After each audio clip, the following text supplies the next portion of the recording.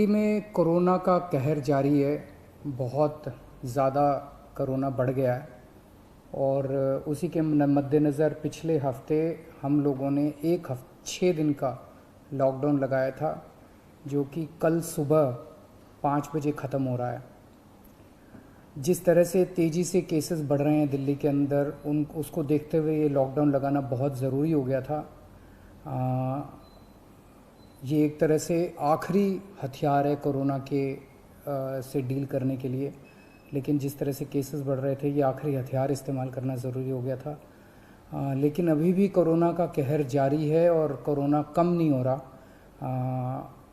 तो इसीलिए उसके मद्देनज़र कई लोगों के भी, जनता के बीच में भी जब हम लोगों ने बात करने की कोशिश की, सबका मत यही है कि लॉकडाउन को भी और बढ़ाना चाहिए। तो लॉकडाउन को दिल्ली के अंदर 1 हफ्ते के लिए और बढ़ाया जा रहा है, अगले सोमवार को सुबह 5 बजे तक के लिए।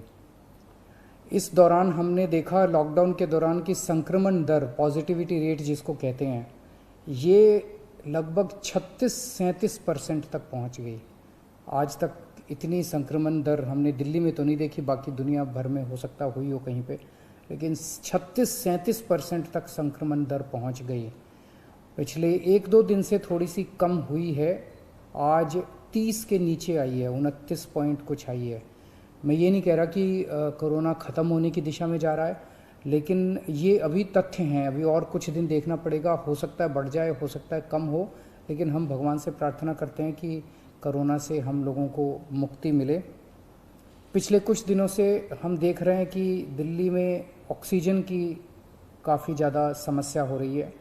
दिल्ली में ऑक्सीजन की काफ़ी कमी महसूस हो रही है। दिल्ली की इस वक्त ज़रूरत 700 टन की है और हमें केंद्र सरकार से 480 टन अलॉट हुई है।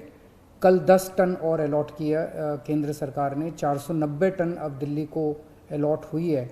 लेकिन ये पूरी अलॉटमेंट भी अभी दिल्ली में नहीं आ रही है, इसका भी काफ़ी कम, एक तरह से कल 330-335 तक ही दिल्ली पहुंची है।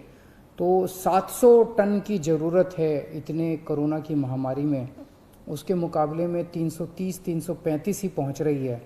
ये दिल्ली जो ऑक्सीजन की कमी है, दिल्ली के अंदर ऑक्सीजन पहुंच नहीं रही है, जगह जगह से जो ऑक्सीजन आनी है, ये एक बहुत बड़ा कारण है जो ऑक्सीजन की कमी जगह जगह अस्पतालों में महसूस हो रही है।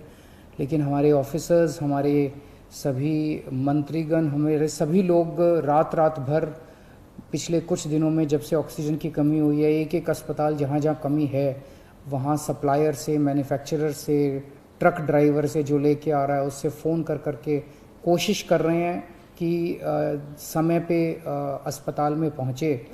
मैं ये नहीं कहूँगा कि सारी कोशिशें कामयाब रही, कई जगह फेल भी हुए हम लोग, और कई जगह हम समय पे ऑक्सीजन पहुंचाने में हमारी टीम कामयाब भी हुई। तो सबसे पहले तो मैं उनको जो रात रात भर काम करके और अस्पतालों तक ऑक्सीजन पहुंचाने की जो लोग भी कोशिश कर रहे हैं, उन सबका मैं धन्यवाद करना चाहता हूं कि इतने मुश्किल समय में इतनी मेहनत कर रहे हैं। क्योंकि ऑक्सीजन इतनी इस वक्त कीमती है, इतनी कम है, तो उसका मैनेजमेंट करना बहुत ज़रूरी है। तो उसको मैनेजमेंट करने के लिए भी अब कल से ठोस कदम उठाना चालू किया। हमने एक वो पोर्टल टाइप बनाया है और ऑर्डर जारी कर दिए गए हैं, जिसमें हर 2-2 घंटे में मैन्युफैक्चरर से लेके और अस्पताल तक, एंड यूज़र तक, हर एक को 2-2 घंटे के अंदर अपनी ऑक्सीजन की पोजीशन बतानी पड़ेगी। कि मैन्युफैक्चरर को बताना पड़ेगा कि पिछले 2 घंटे के अंदर कितने ट्रक उसके निकले, सप्लायर को बताना पड़ेगा कि कितने ट्रक उसके दिल्ली की तरफ जा रहे हैं, अस्पतालों को बताना पड़ेगा कि पिछले 2 घंटे में कितनी इस्तेमाल हो गई, कितने घंटे की और बच गई।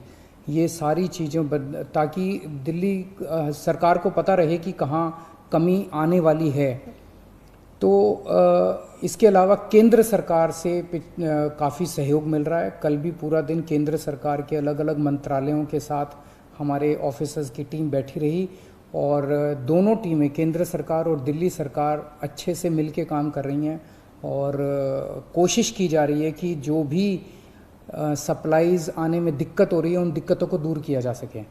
और मैं समझता हूँ कि आने वाले कुछ दिनों के अंदर ये बहुत ज़्यादा अफरा तफरी का जो आलम है ये ठीक हो जाना चाहिए। कल हम पूरी कोशिश कर रहे हैं कि जहाँ से भी, और केंद्र सरकार से तो मदद मिल रही है, और भी जहाँ से भी हम लोगों को ऑक्सीजन मिल सके, ऑक्सीजन के टैंकर मिल सके, पूरे देश से, दुनिया भर से हम पूरी कोशिश कर रहे हैं।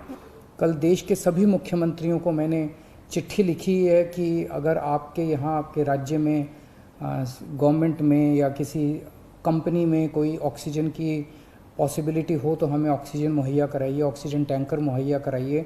कुछ एक राज्यों के साथ बातचीत भी शुरू हुई है। जब भी कुछ कॉन्क्रीट नतीजे आएंगे मैं आपको ज़रूर बताऊंगा। लेकिन बहुत ज़्यादा कठिन परिस्थिति है।